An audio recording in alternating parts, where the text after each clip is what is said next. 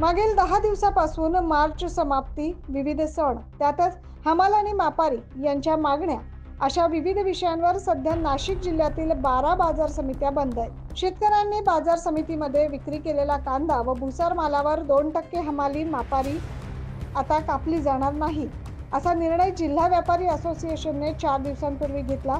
मात्र या निर्णयानंतर अनेक मतप्रवाह निर्माण झाल्याचं दिसून येत आहे। या विषयावर तोडगा निघेपर्यंत जिल्ह्यातील बाजार समित्यांमध्ये शेतमालाचा लिलाव गुरुवारपासून बंद ठेवण्यात आला। सदरचा निर्णय हमाल मापारी यांनी घेतलाय। मात्र अनेक बाजार समितींना हा निर्णय मान्य नसल्याने ते देखील समोर आले। नाशिक जिल्ह्यामध्ये दरवर्षी मार्च एंडिंगच्या टायमाला 25 तारखेपासून ते किमान 3-4 तारखेपर्यंत बाजार समित्या पूर्ण बंद राहतात मार्च एंडिंगच्या हिशोबासाठी।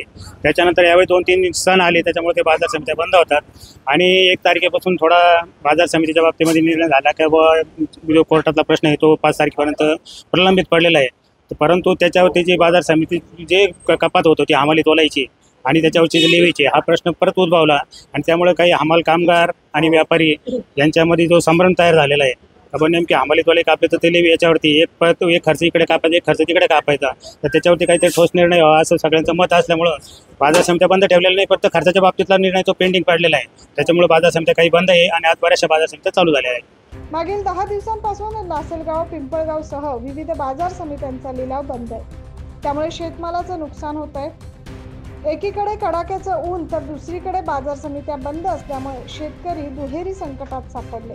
त्यामुळे योग्य तो निर्णय घेऊन बाजार समित्यांमधील लिलाव लवकरात लवकर सुरू करावा अशी मागणी शेतकऱ्यांकडून केली जाते।